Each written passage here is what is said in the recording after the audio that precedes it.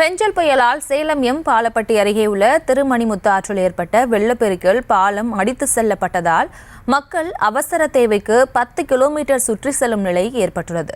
குழந்தைகள் பள்ளிக்கு செல்லக்கூட முடியாத நிலை ஏற்பட்டுள்ளதால் மக்கள் வேதனை அடைந்துள்ளனர்.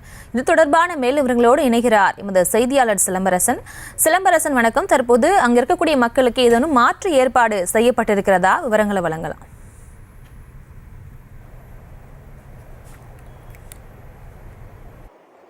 வணக்கம் பிரியங்கா. இந்த பேஞ்சல் புயலின் காரணமாக ஏற்காடு மலையில் பெய்த கனமழையின் காரணமாகவும் வெள்ளப்பெருக்கு ஏற்பட்டு இந்த அயோத்தியாப்பட்டினம் ஒன்றியத்துக்கு உட்பட்ட எம் பாலப்பட்டியிலிருந்து கோராத்துப்பட்டி செல்லக்கூடிய இந்த தரைப்பாலமானது முற்றிலுமாக அடித்து செல்லப்பட்டது.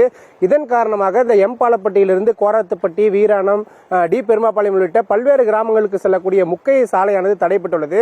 அதே போன்று இந்த கோராத்துப்பட்டி பகுதியில் இருக்கக்கூடிய இந்த மக்கள் இந்த எம்பாலப்பட்டி பகுதியில் தான் அந்த ரேஷன் கடை, அரசு மருத்துவமனை, அதே போன்று தொடக்கப்பள்ளி செயல்பட்டு வருகிறது.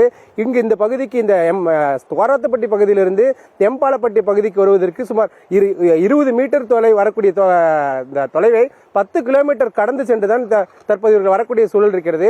இந்த பாலம் அடித்து செல்லப்பட்டு தற்போது இன்றோடு 3 நாட்கள் நிறைவு பெற்றுள்ள நிலையில் தற்காலிக ஏற்பாடு கூட அரசு இதுவரை செய்யப்படவில்லை என இந்த பொதுமக்கள் குற்றச்சாட்டு வருகின்றனர்.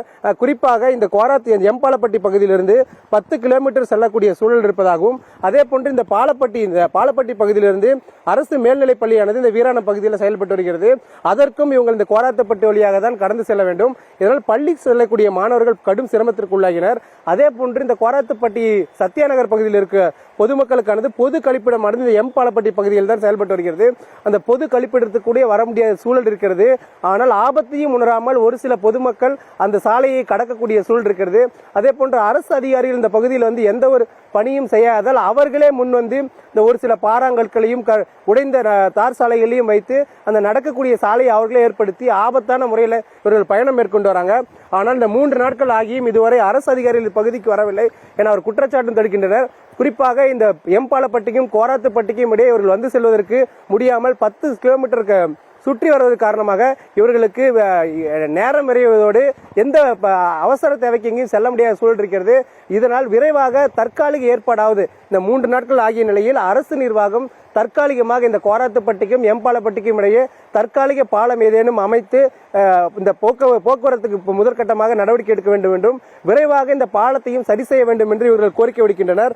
ஒவ்வொரு முறையும் மழை வரும் பொழுது இந்த பாலம் அடித்து செல்லப்படுமா என்ற ஒரு கவலை ஏற்பட்ட நிலையில் இந்த முறை பெரும் வெள்ளம் ஏற்பட்டு அடித்து சென்ற நிலையில் தற்போது இந்த பொதுமக்கள் இயல்பு வாழ்க்கை முற்றிலுமாக பாதிக்கப்பட்டுள்ளது. குறிப்பாக இந்த பள்ளி குழந்தைகள் இந்த 3 நாட்கள் தற்போது அரையாண்டு தேர்வு நடைபெற இருப்பதாகவும், அதற்கு கூட பள்ளிக்கு செல்ல முடியாத சூழல் இருப்பதாகவும் இந்த பள்ளி குழந்தைகள் நம்முடைய தெரிவிக்கின்றனர். அதே போன்று இந்த எம்பாலப்பட்டி பகுதியில் தான் அரசு மருத்துவமனை, அதே போன்று ரேஷன் கடையும் செயல்பட்டு வருகிறது. இந்த கோராத்துப்பட்டி பகுதியிலிருந்து சத்யாநகர் காலனியிலிருந்து இந்த எம்பாலப்பட்டி பகுதியில் இந்த ரேஷன் பொருட்கள் வாங்கி செல்ல வேண்டும். அதற்கு கூட முடியாத நிலையில் அவர்கள் இருக்கிறார்கள். உடனடியாக அரசு நிர்வாகம் இந்த பகுதியில் இந்த பொதுமக்களுக்கான அடிப்படை தேவைகளையும் இந்த தற்காலிகமாக இந்த பாலத்தையும் தயார் செய்ய வேண்டும் என்பதே அவர்களின் கோரிக்கையாக இருக்கிறது. பிரியங்கா,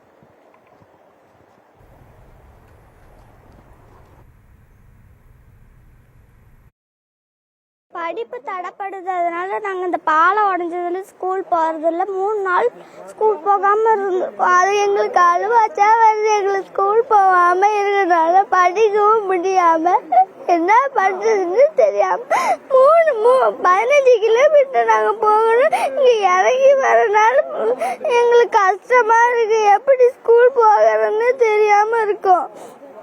என்ன பண்ணணும்? எங்களுக்கு பரீட்சை எல்லாம் தெரியாம இருந்திருக்கோம். நாங்க எப்படி சொல்லி தராங்கன்னு தெரியல. அதனால நாங்க என்ன பண்றதுன்னு நாங்களாம் முழிச்சிட்டு இருக்கிறோம். எங்களுக்கு இந்த பாடம் ரெடி பண்ணா நாங்க ஸ்கூலுக்கு போயிடுவோம். கோராத்துப்பட்டி சத்யா காலனி சேர்ந்தது அது. அதில் வந்து எங்களுக்கு வந்து இதில் பஸ் வசதி எதுவுமே கிடையாது. மன்னாரப்பாளையத்துலேருந்து பாலப்பட்டி கோராத்துப்பட்டி வரைக்கும் பஸ் வசதி எதுவுமே கிடையாது. இதில் வந்து பாத்ரூமு எதுவுமே கிடையாதுங்க. இங்கே வந்து பாவடி ஸ்கூல் இருக்குது, ஐடன் ஸ்கூல் 5வது வரைக்கும் இங்கே இருக்குது. இங்கே போக்குவரத்து போகணும்னா பிள்ளைங்களுக்கு இதில் தான் போகணும் வரணும். எல்லா போக்குவரத்தும் இதில் தான் போகுது. இது வந்து மழை ஏற்கனவே இது சேதமாக இருந்ததுனால அரசாங்கம் எதுவுமே கண்டுக்கலை. அரசாங்கம் எதுவும் கண்டுக்காமங்கிறதுனால நாங்களே ஸ்டெப் எடுத்து மண்ணு கொட்டி போக்குவரத்துக்கு தகுந்த மாதிரி நாங்கள் ஏற்பாடு பண்ணி வச்சிருந்தோம். இப்போ மழை அதிகமாக வந்ததுனால இதை அடித்து பாலத்தை உடச்சி போயிடுச்சுங்க. இப்போ நாங்கள் இங்கே வரணும் அப்படின்னு சொல்லியிருந்தீங்கன்னா இவத்தில் வரதுக்குன்னா கிட்டத்தட்ட நாங்கள் ஒரு 10 கிலோமீட்டர் நாங்கள் சுற்றி தான் நாங்கள் வந்து ஆகணும். இதுதான் எங்களுக்கு போக்குவரத்து வசதி வேணுங்க. பஸ் வசதி இல்லை எங்களுக்கு. இதில் எங்கள் ஸ்கூலுக்கு மெயினாக போகணும், பள்ளிக்கூடத்துக்கு போகணும், எதுவுமே இல்லை. பாத்ரூமு எதுவுமே கிடையாதுங்க. விவரங்களுக்கு நன்றி சிலம்பரசன்.